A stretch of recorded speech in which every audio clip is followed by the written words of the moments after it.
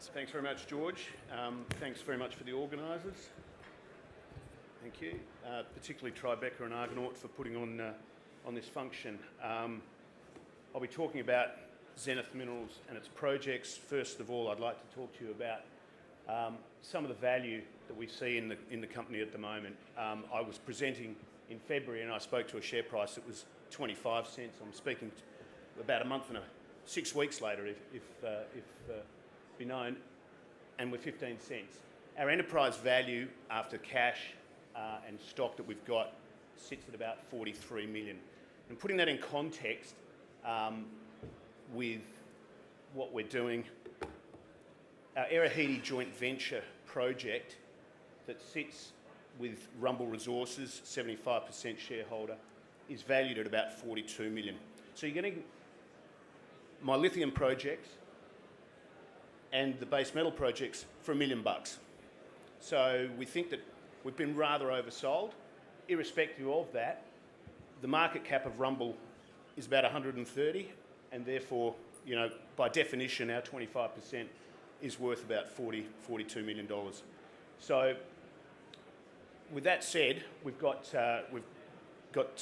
two major projects on the lithium side, and in Hayes Hill we've just recently picked up, which is a nickel lithium potential, and at Split Rocks we've also got gold there, and at Red Mountain and Devlin Creek we've got a resource on the copper side.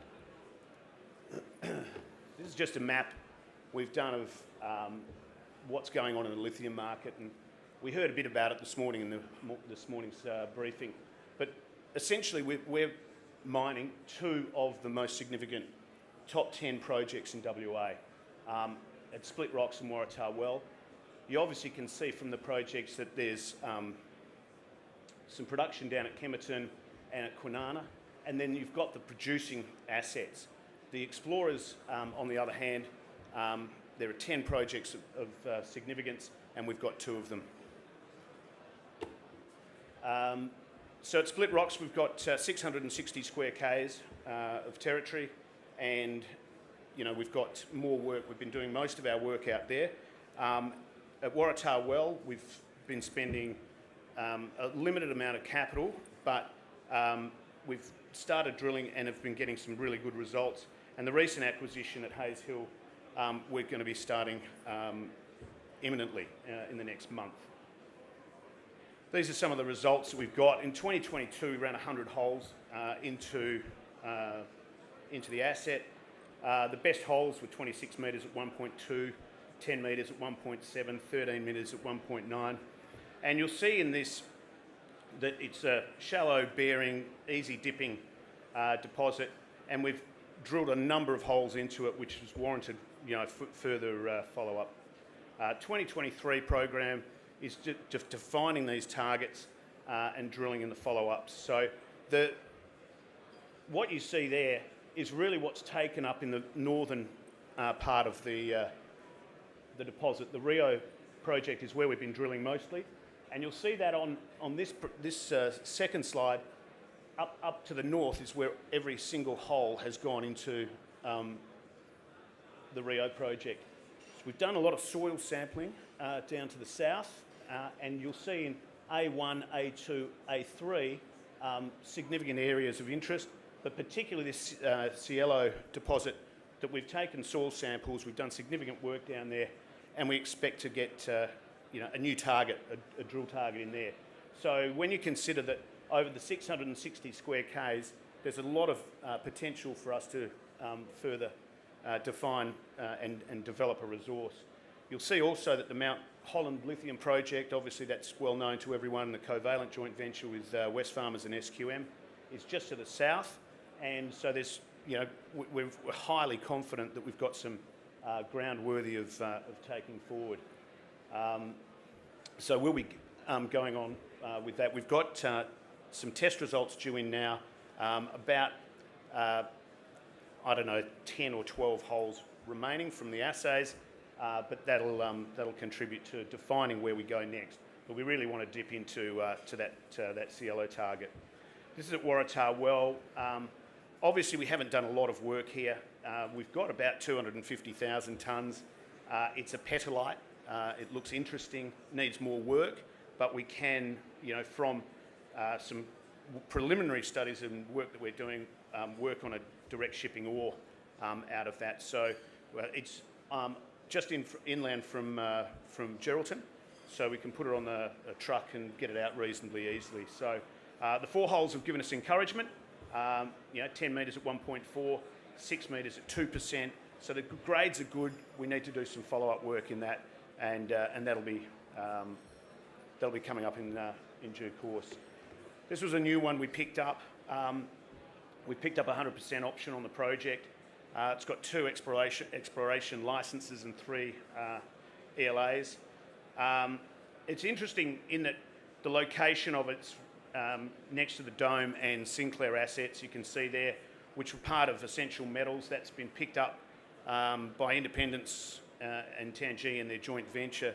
That was bought for $136 million. And to the south, we saw some results last week out of Galileo, who had some good hits and a pretty good share price reaction. So it's in that Norseman area. It's really good for nickel and lithium, and we hope to get into that imminently. We've got a budget for it, and we're going to be taking soil samples off it so we can define the target more easily. On the base metal side and copper and gold, I talked to you briefly about the Erahidi and 25% interest, but the other 3 projects are 100% owned by us. Split Rocks Gold is right adjacent to where we're drilling for lithium. It sits on the Parker Dome, and we have been out there drilling as recently as the last couple of weeks. We've dropped an additional 15 holes, diamond holes, 4 RC holes, and they're going into the lab for assay. We're quietly confident because we've got some good grades in them. Red Mountain Gold, we've got some good initial hits. We'll do some more work. There's rigs going out to Queensland now for Devlin Creek and Red Mountain, and it was only through the fact that it's been the wet season, and so we've deferred our drilling, and we were doing that commencing in April this month. So that's what we've got here at Dulcie far north at Split Rocks. We've drilled it out, not extensively, but enough to give us some good encouragement. We had some really good hits in initial drilling, 12 metres at 6 grams, 5 metres at 10, 12 metres at 2.86. So the mineralisation's over a 460 kilometre strike, and we're doing some infill drilling now. That's the result of what we've, the previous drilling that we've done and the results we've got. So we'll be able to get these back. The 15 holes that we've done diamond holes in is going to help define that. It's really important to us to either monetise these assets or dispose of them, and we're going to find out really quickly because we don't want to just hang on to things for the sake of it.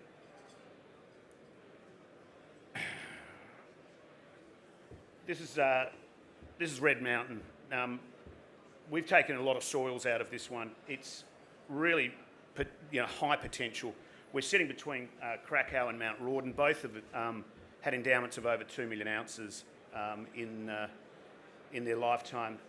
We are very confident that this has got a lot in it. We've taken the soils, as you can see, and we've had some surface drilling done recently. So the results in there are quite good. At surface, there's some really, really good grades and warrant following up. So the rig's going out there. We're going to be drilling to around 400 metres. We're looking to hit a breccia pipe, which we think exists below this area, and that to us will be significant enough to warrant development, further drilling, and or it's going to pique the interests of Eris at Krakow and Evolution at Mount Rawdon, both who have approached us and with a view to doing something with us. So Red Mountain's there. You've got Privateer and Auburn, which we haven't done work on yet, but they're all sitting around the same area, and we're hopeful of some good information out of those. At Devlin Creek, we're sitting on 4.9 million tonnes at 1.2% copper. So everyone's been talking about copper. We think that this has got a good potential. We want to get it to about 10 million tonnes, and then we can start seriously having the discussion about whether we sell it or develop it, because, mate, we cannot continue to live, I guess, on exploration alone. We've got to move into development, and this is an asset that's got some real potential. So Sulphide City to the north, we've done some drilling. We've got more to do up there, but we're going to be drilling down on the Snook deposit, where we've been getting some good intersections, and we'll continue on with that. At Sulphide City, this is what we've been determined. We've now, under Kevin Seymour, who's been directing traffic there, his exploration plan is to drill a lot more underneath the zone of mineralisation. The stuff is, the material that we've found so far has been off the top surface of it, but we believe it's down dipping, and we're going to chase that down. So we think that there's enough potential within that to get the 10 million tonnes and more. So there's a lot of work to do up at Devlin Creek, but again, within our exploration budget this year, we think we've got the potential to get some good results. Erahidi, look, it's 25% shareholding. We're free carried in it. We farmed out some years ago to Rumble. Rumble Resources have obviously been drilling it out. There's a lot of potential in it, and you know, we're waiting for them to come out with their maiden zinc-lead resource. We think it's going to be considerable. We think this is a world-class deposit, and we have a preemptive right over it. This is the one that I'm telling you, and the market's telling you is worth $42 million, and my enterprise value's $1 for everything else you buy in this portfolio. And within this, we've got a lot of ground ourselves. So the drilling that's been done has been on the joint venture property, but we see in the outlined, in the light blue, we have 100% ground. And really, we're waiting for Erahidi, or Rumble particularly, to come up with the resource and the numbers to warrant the work that we want to do in our own right under the outside of the joint venture on our own ground. This is our board of directors. Mick Clifford is our Chief Executive Officer. He's been working very hard on the lithium asset. And Kevin Seymour is our General Manager of Discovery. So he's looking after the things outside of the lithium, and Mick's looking after the things inside the lithium assets. Jeff Rogers has just come on as a new non-executive director. He has a lot of experience in resource financing and joint ventures. He was doing that as a lawyer, and Andrew Bruton has also a legal background, so we're well catered for in terms of the management. So to highlight what we're doing, we're focusing on building the lithium endowment. We think there's substantial,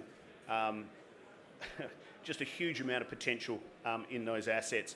Certainly at Split Rocks, we know that there is a number of targets that are worth going for, and we're going to expand our lithium portfolio. We're continuing to look for ground, so that's demonstrated by what we did at Hayes Hill and the ground that we picked up there. We monetize our gold and base metal assets, and that's what we did with Kevin. We brought him in to bring that up. He's ex-Ramelius, and we believe that, you know, there's a lot of potential within those because we've got resources, but we develop them and monetize, or we move them on. The Erahidi joint venture is going to look after itself. They will, in their presentation, be able to inform you a little bit more about it, but we're very confident of the value in that. And we've got a reasonably strong balance sheet of cash and equities of $10 million.